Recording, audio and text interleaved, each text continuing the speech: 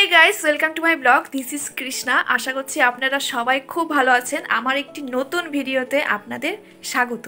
তো আজকের ব্লগটা ভেরি ইন্টারেস্টিং হতে চলেছে। প্লিজ তোমরা কন্টিনিউ করো, শেষ পর্যন্ত দেখতে থাকো।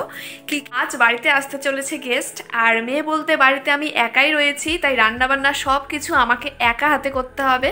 তো চলো করা যাক। আজকে রবিবার, বাড়িতে রয়েছে মাংস, আর মাংস রান্নার জন্য আমি মশলাগুলো এখানে রেডি করছিলাম। আদা, জিরে, লঙ্কা, পেঁয়াজ বাটা। আর আমাদের বাড়িতে কিন্তু সমস্ত মশলা শিলনোড়াতেই বাটা হয়। এখানে আমি মাংস বসিয়ে দিয়েছি কাঠের জালে। দেখো মাটন হচ্ছে, পুরো দারুণ লাগছে, দারুণ। এটা কি বলো তো? এটা হচ্ছে শসা। এই শসাটা কিন্তু আমাদের গাছে হয়েছে। চলো তোমাদের একটু গাছগুলো ঘুরিয়ে দেখাই। এই যে এটা হচ্ছে আমাদের শসা বাগান, ছোট্ট শসা বাগান। এটা আমাদের ছাদে হয়েছে। আমার বাবা কিন্তু এই গাছগুলোকে একদম নিজের সন্তানের মতো দেখে আর অনেক করে। আর এখানে কিন্তু বটবটি গাছও রয়েছে, আর বটবটিটা এখন দেখা যাচ্ছে না, কারণ সকালবেলায় ছেঁড়া হয়েছে, তো তাই বটবটিটা এখন নেই। কিন্তু এখন রয়েছে, অনেক কচি কচি রয়েছে, কিন্তু এটা দেখা যাচ্ছে না, অনেক ভিতরে রয়েছে।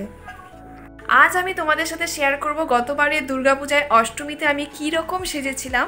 তো চলো দেখা যাক। আর এবার পুজোতেও কিন্তু ভিডিও আসবে, তোমরা অবশ্যই চ্যানেলে থেকো, তাহলে দেখতে পারো। তোমাকে না লেখা চিঠিটা ডাক বাক্সে রাখো কোণে, সাদা খামের না লেখা নাম এঁকেছে তার গানে।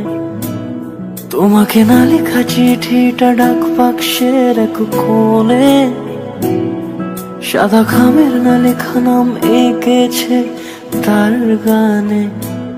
সেই চিঠি যত লেখা থাকে একা একা, সেই গানের না শোনা সুর। চলে এসেছে আমাদের গেস্ট। কি আনছো গেস্ট? ফল, এত ফল, এত ফল কে খাবে? হ্যাঁ,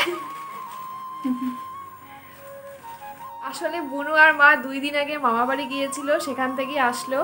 ওদেরকেই আমি গেস্ট বলছিলাম। আগে জিজ্ঞাসা করি মার কেমন লাগলো মাংসটা। কেমন হয়েছে মা? ভালো হয়েছে? খুব ভালো, খুব ভালো। তাই? এই যে আমাদের গাছের শসা, শ্বাস ছাড়া, এত টেস্ট, সেই টেস্ট। কি ভাবছো কলা পাতায় খাচ্ছি? হ্যাঁ, আমাদের বাড়িতে যখনই মাংস হয় তখন বাবা কলা পাতা নিয়ে আসে। বাবা বলে কলা পাতায় খাওয়া নাকি খুব ভালো।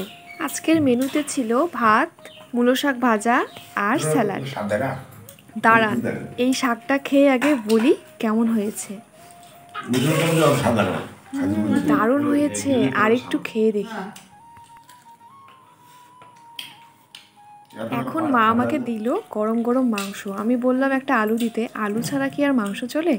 একদম কাঠের জালে তৈরি একদম মাংস। মাংসটা খেয়ে দেখি কেমন হয়েছে, তারপর তোমাদের বলছি।